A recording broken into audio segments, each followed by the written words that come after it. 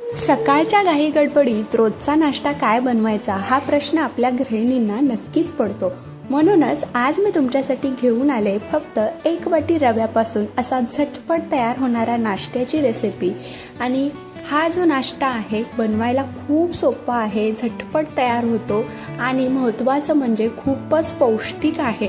त्यासोबतच इथे मी आज तुम्हाला चटणीची सुद्धा रेसिपी सांगणार आहे, त्यासाठी हा व्हिडिओ संपूर्ण पहा. तर नमस्कार, मी प्रतीक्षा पुन्हा एकदा आपल्या सर्वांचं आपल्या लंबोदर किचनमध्ये मनापासून स्वागत करते. तर चला तर मग आता वेळ न घालवता आजच्या व्हिडिओला सुरुवात करूया. तर त्यासाठी सगळ्यात आधी आपण एका भांड्यामध्ये 1 वाटी बारीक रवा घालूया. रवा शक्यतो बारीकच घाला. त्याचबरोबर सारख्याच वाटीने आपल्याला यामध्ये अर्धी वाटी दही घालायचं आहे. त्याचबरोबर इथे मी एक छोटा कांदा अगदी बारीक चिरून घेतलाय, तो देखील घालू. त्याचबरोबर एक छोटा टोमॅटो बारीक चिरलेला, एक मध्यम आकाराचा बटाटा किसून घेतलेला आहे, तो देखील यामध्ये घालायचा आहे. एक हिरवी मिरची अगदी बारीक अशी चिरून घ्यायची. लहान मुले खाणार असतील तर नाही घातली तरी देखील चालेल. त्यासोबतच आता आपण हे व्यवस्थित मिक्स करून घेऊया. यामध्ये तुम्ही तुमच्या आवडीनुसार कोणत्याही भाज्या घालू शकता किंवा कमी जास्त देखील करू शकता. तर हे मी व्यवस्थित मिक्स करून घेतलंय. आता यामध्ये आपल्याला सुरुवातीला अर्धी वाटी पाणी घालायचंय आणि हे एकदा आपण पुन्हा मिक्स करून घेऊ. तर इथे बघा, मी सुरुवातीला अर्धी वाटी आणि नंतर अर्धी वाटी असं 1 वाटी पाणी घातलेलं आहे. तर आता हे जे बॅटर आहे ते आपण एक 5 ते 10 मिनिटं भिजत ठेवूया, त्यामुळे रवा जो आहे तो छान असा भिजला जाईल. तर इथे बॅटर भिजतोय तोपर्यंत आपण इकडे यासोबत खाण्यासाठी चटपटीत चटणी तयार करून घेऊया. त्यासाठी एका मिक्सरच्या भांड्यामध्ये 1 वाटी ओल्या खोबऱ्याचे काप घालायचे. तुम्ही ओल्या खोबऱ्याऐवजी इथे सुकं खोबरं सुद्धा वापरू शकता. त्याचबरोबर चटणीला छान दाटसरपणा येण्यासाठी इथे मी 2 चमचे शेंगदाणे घेतलेत. तुम्ही शेंगदाण्याऐवजी इथे डाळवं सुद्धा वापरू शकता. त्याचबरोबर 3 ते 4 हिरव्या मिरची तुम्ही तुमच्या आवडीनुसार कमी जास्त करू शकता. 1 इंच आल्याचा तुकडा, चवीपुरतं मीठ घालायचंय.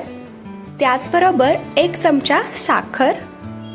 तर यामध्ये तुम्ही दही सुद्धा घालू शकता, त्यामुळे चटणी जी आहे ती छान चटपटीत तयार होते. आता ही जी चटणी आहे आपल्याला थोडीशी पातळसर हवे, त्यासाठी इथे मी अर्धा ग्लास यामध्ये पाणी घालते. आता आपण ही जी चटणी आहे ती मिक्सरला बारीक करून घेऊया. तर इथे आपली मस्त अशी चटपटीत ओल्या खोबऱ्याची चटणी तयार झालेली आहे. तर अशी सेम चटणी बनवून तुम्ही इडली, डोसा, उत्तप्पा सोबत सुद्धा खाऊ शकता. तर आता आपण यावरती एक तडका देऊया. त्यासाठी एका तडका पॅनमध्ये मी इथे 1 चमचाभर तेल गरम करून घेतलंय. यामध्ये पाव चमचा मोहरी, अर्धा चमचा जिरे, 4 ते 5 कढीपत्त्याची पानं, त्याचबरोबर 2 सुक्या लाल मिरच्या आणि 1 पाव चमचा हिंग घालायचंय. त्याचबरोबर थोडीशी बारीक चिरलेली कोथिंबीर. आणि आता हे मिक्स करून घेऊ. तर ही जी कडकडीत फोडणी आहे ते आपण तयार करून घेतलेल्या चटणीवरती घालायचे. तर इथे आपली छान अशी चटणी तयार झालेली आहे. आता आपण नाश्ता तयार करून घेऊ. तर इकडे आपलं बॅटर देखील छान भिजलं गेलंय, पहिल्यापेक्षा थोडंसं घट्टसर झालेलं आहे. तर यामध्ये मी थोडंसं पाणी घालते, अगदी 3 ते 4 चमचे, जास्त पातळ देखील नाही करायचं. तर आता हे पुन्हा एकदा आपण मिक्स करून घ्यायचं. तर हा जो नाश्ता आहे तो बनवायला खूप सोपा आहे आणि महत्त्वाचं म्हणजे झटपट बनतो आणि पौष्टिक देखील आहे. तर यावरती आपण एक तडका देऊया. त्यासाठी एका तडका पॅनमध्ये चमचाभर तेल गरम करण्यासाठी ठेवलंय. यामध्ये अर्धा चमचा जिरे, पाव चमचा मोहरी, त्याचबरोबर 1 चमचा इथे मी चण्याची डाळ घेतले, ती घालायचे.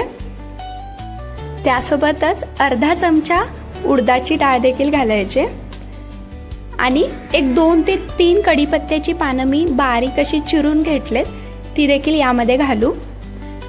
तर इथे ही कडकडीत फोडणी अशी तयार झालेली आहे.